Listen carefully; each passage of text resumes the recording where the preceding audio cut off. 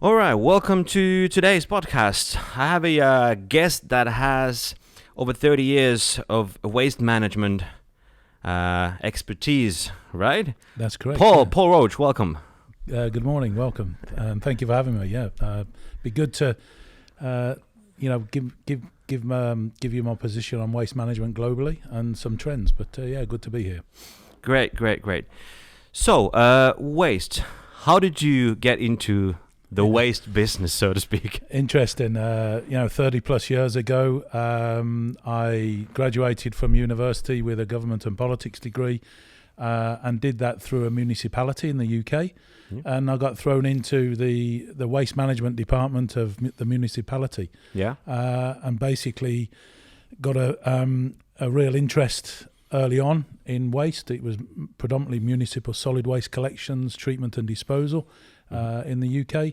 And then the waste management marketplace shifted back in the 80s where it was privatised. So a lot of the waste management industry went out to private sector. I jumped on the private sector bandwagon and have never looked back. So it's given me a great career. Yeah. I've managed to travel the world extensively, and I feel as though I have a bit of a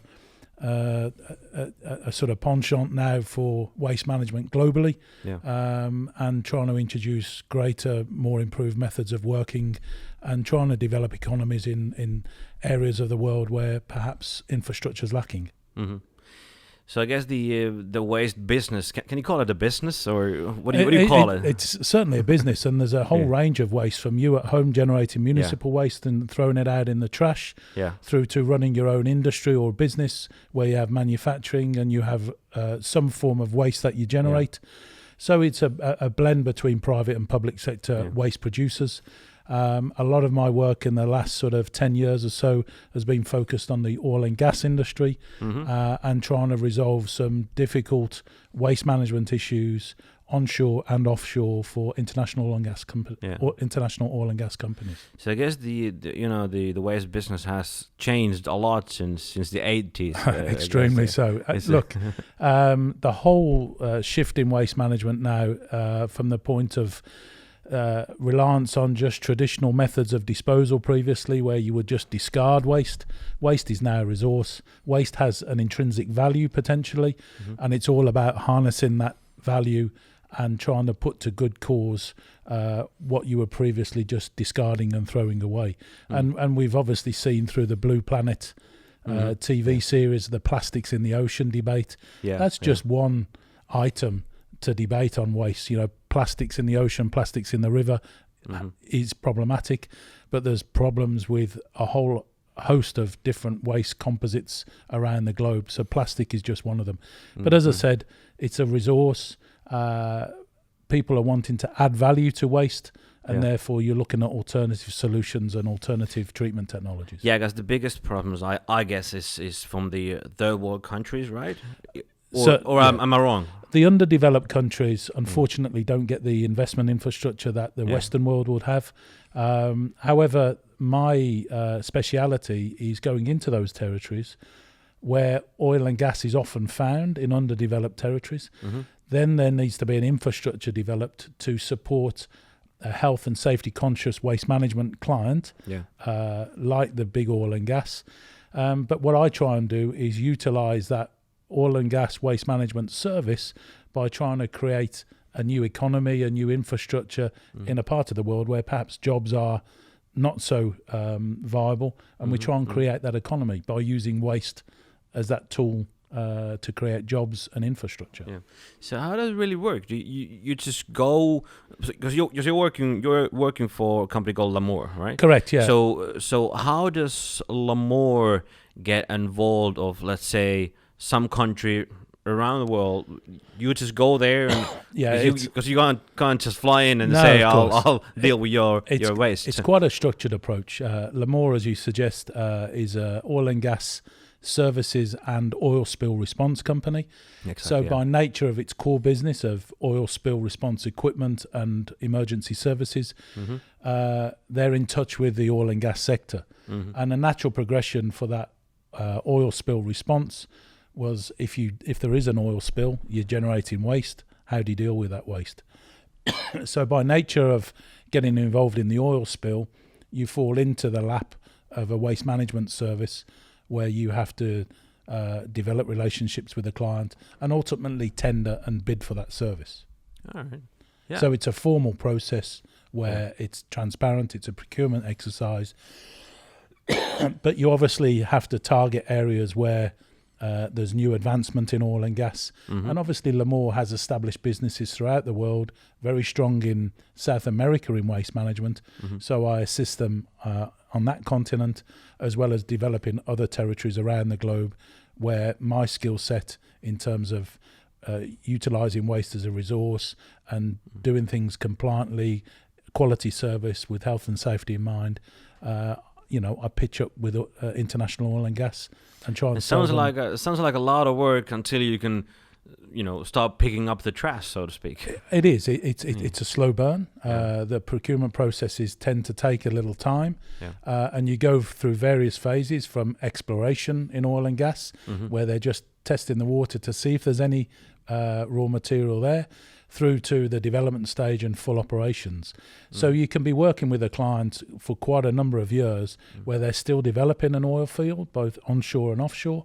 But then once that oil has been secured and identified, you then are with them for a longer period of time through full production. And that could be 20, 30, 40 years in advance. So...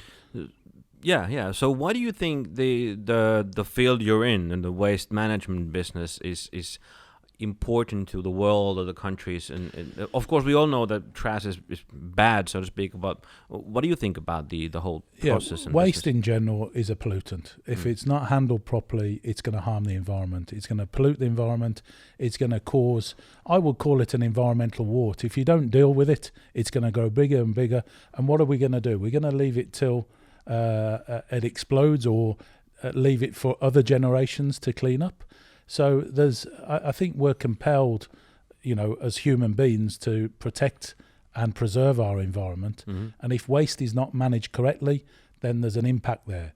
We have to mitigate that impact by putting in a solution as early as possible to mitigate any future impacts down the line. So certainly it contributes to saving the planet in terms of, we talked about plastics in the ocean. Again, if wastes aren't managed properly in a certain region, those wastes could find themselves in other rivers, on land, impacting groundwater, contaminating that way. And, there's health impacts, there's environmental impacts, there's many impacts if not dealt with properly. Is there any other global problems that your work solves, so to speak? Of course, the waste is a big thing, but how about, is there anything else that solves by dealing with the waste? Yeah, well, as I said, waste as a resource. If you can harness that waste and utilize it for something else, then you're saving on raw material depletion. So a lot's been talked about in terms of sustainability. A lot of industry and commerce has to have a sustainable business. There's corporate social and corporate environmental responsibilities on major PLCs to do their bit on protecting the environment. And the big buzzword now is the circular economy. The whole life cycle of waste. Best thing to do is not generate it in the first place. If you're not generating it, you're not having a causal problem down the line. But I guess just getting rid of, not using plastic is not that easy. No, plastic is, like I said, just one, like you said, just one thing, but still. Just consider waste management to be a logistics game. It's all about accessing a volume of waste material in a certain place, which allows you to economically treat it and convert it into something else. Waste doesn't transport very well. Well, it does, but it costs money. And if you want to build a waste processing plant for plastics, you might need 20, 30,000 tons of in-feed into that facility. You're not going to get that just from one particular region. You have to have a logistics hub. You have to have a hub and spoke arrangement whereby you're bringing in that waste, you're converting it. You may well only convert it initially and then sell it on to somebody else to manufacture, say, plastic wood table and chairs or something like that. But if you want to be involved in the whole value chain, then traditional waste management companies are moving away from just being garbage collection businesses to actually thinking about new markets and new services. So that whole mindset has to change in terms of identifying new and improved markets to penetrate. And I always use the analogy front of pipe and end of pipe. Technology is fairly proven in the waste management game. Yep. And therefore, if I've got a waste problem, I could probably go and buy some technology off the shelf to manage that waste. The problem is you've got to secure the infeed, i.e. the front of pipe, and make sure that waste comes to the plant every day of the week. And then whatever comes out the back end of the waste plant, be it energy, be it a recycled waste material or other form of resource, you have to have a market for that. Without that market, you haven't got that circular economy and that supply chain closed down. So it's not just a case of proven technology. You know, you have to feed that pipe and you have to deal with what's coming out the back end. So traditional companies that deal with waste can now start thinking about other business opportunities. Exactly. With the balance is shifting. You know, you had a traditional waste collection, a waste management business, which would just collect waste and hand it to somebody else to deal with. Now they're seeing the value in that waste and they're holding on to it themselves, but they need to deploy and spend money, capital, to invest to convert it. So they have to bring in expertise to do that. Do you work with these companies now? Very much so, around the globe. It's all about the proximity principle. If you can adequately deal with waste where it's been produced in your backyard, it's going to be a much cheaper, much more efficient, less of a footprint in terms of carbon emission footprint. So if you can deal with it at point of generation, it's much better than sailing that waste halfway across the globe for somebody else to deal with.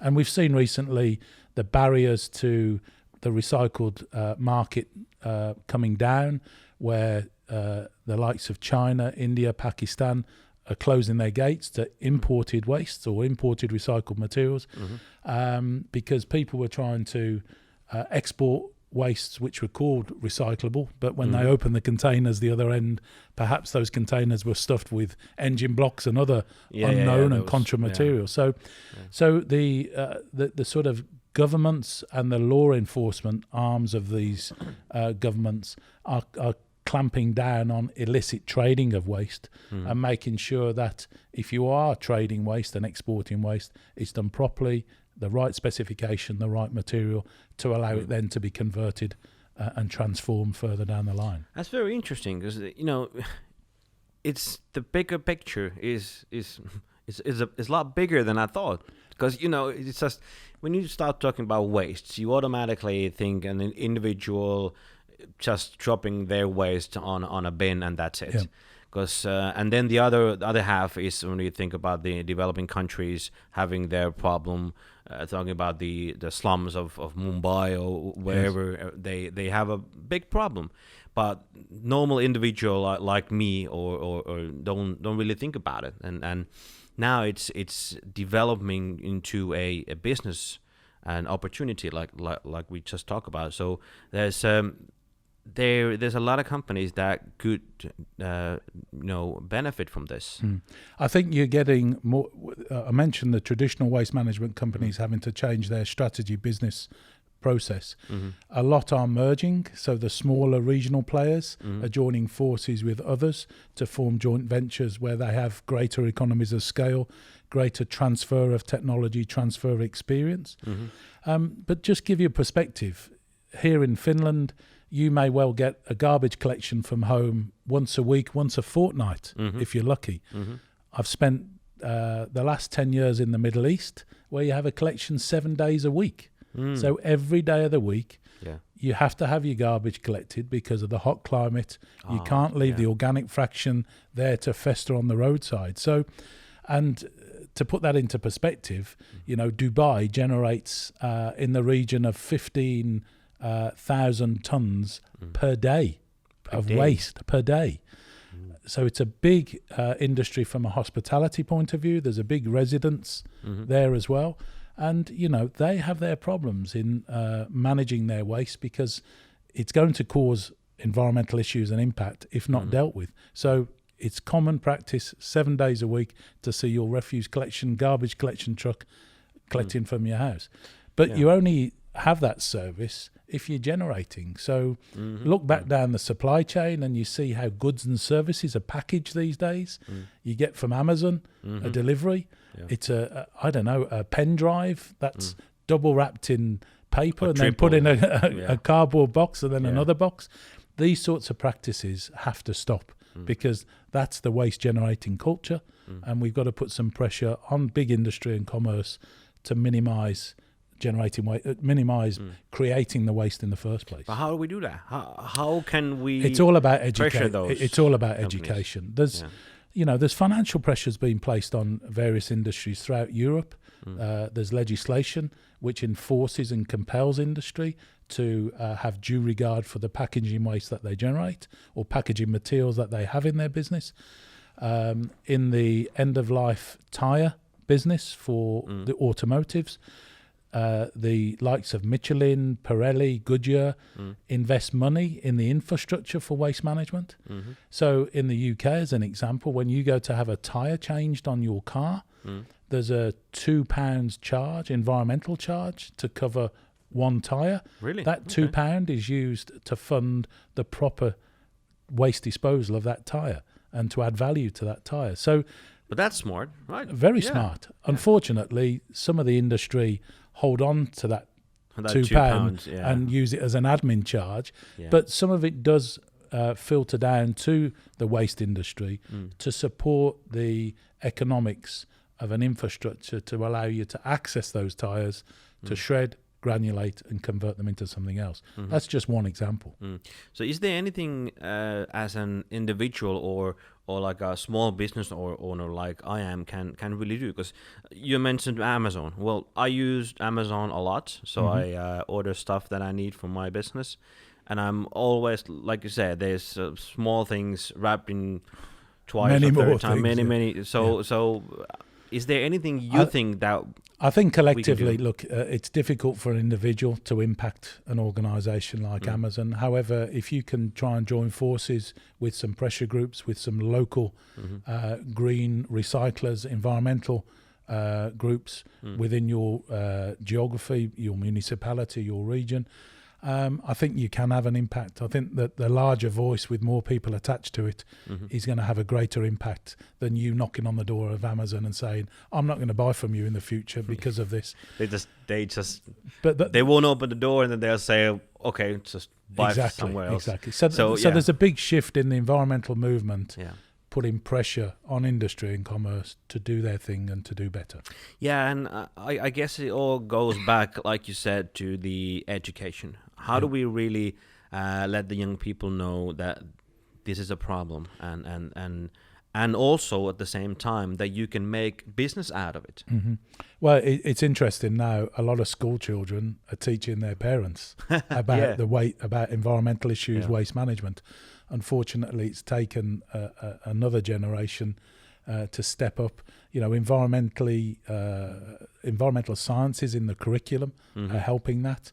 And there's a lot of switched on kids out there who are seeing the business opportunity, are seeing the opportunity to convert a discarded material into something useful. And with access to the internet and trading, you'd be surprised. There's quite a few young entrepreneurs jumping on that bandwagon. Well, that's a good news. And I would just, I would just recommend that the sort of educational establishments, we should listen more to some of the messages coming from the younger generation. Unfortunately, the elder generation are stuck and stayed in their way a bit. They don't see that value. But I think over the coming 10, 20 years, you'll see a bigger shift where there's a greater awareness globally for what we generate as waste and what we can do with it in future. The need to save the planet in terms of not digging up raw material, fossil fuel, it's got to come. So there's a big renewables trend at the moment in substitute fuels, using waste as a substitute fuel, and it's only going to gather momentum. Okay, well, thank you, Paul. That was good information about waste and how you can really make a business out of it, and you as a career over 30 years waste management and well, thank you for joining us. Thank you, Eemeli. Cheers. Thank you.